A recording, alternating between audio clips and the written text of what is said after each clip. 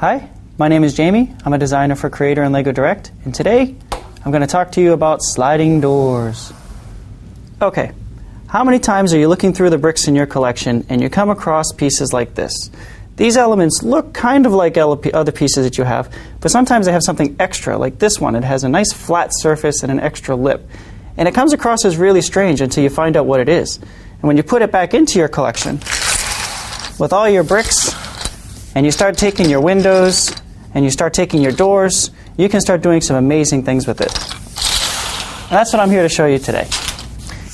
Okay, you guys are pretty smart kids, so you probably know what these are. They're doors. They're extremely important, because what happens when you get to a wall, you're walking along, you get to it, and there's no door. You can't go through it, you don't know what to do, but these give you magic access to new rooms and new worlds. But one thing you'll notice about them, whether it's a car door, or it's a house door, or it's a castle door, is these all seem to open in the same way. They hinge, which is kind of nice, but sometimes that's not enough for you. And that's where the pieces that I showed you earlier come into play. For example, this blue piece here, it's called a slider piece. It's got same studs and everything like a normal brick or a normal plate, except it's got this extra edge, this extra sliding edge. And this was made to go with these doors. These are cargo doors. You've probably seen them on a cargo train, or if you've seen them on a city set where there's a cargo bay. What's nice about them is that they open up nice and wide. They slide along this edge, and then they give you this nice opening, so that way you can move a big cargo thing through, or some type of a truck or whatever. And it's really neat, but sometimes they're not quite the doors that you want to use. You want to make them a little bit differently.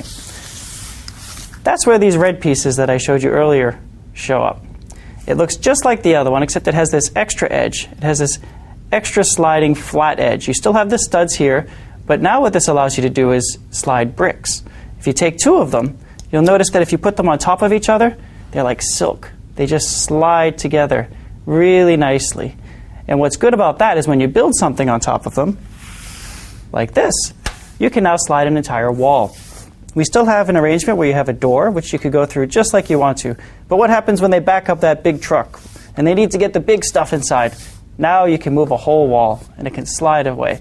And what happens if it's even bigger? You can even slide this side. And now look at all that space you have. You can go right through and bring in everything that you need. But there's a secret to this, because you don't have to just make walls.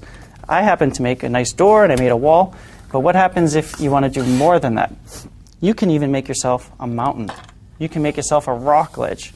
And if you slide this inside, just like that, and then you slide this other one just like that, on either side, now you have a fortress, or you have some type of a nice rock face. And then when somebody comes to the door and they knock 3 times, or they say zimzalabim, or some magic password, all of a sudden an entire piece of rock can open up. And then your magical creature can come out, or just a penguin. It's up to you. But it's kind of fun because you can have the same play experience, but with lots of rocks and lots of cool stuff. So when your kids look at your bricks, don't just assume that it's one thing. If you keep your mind open, you can make anything.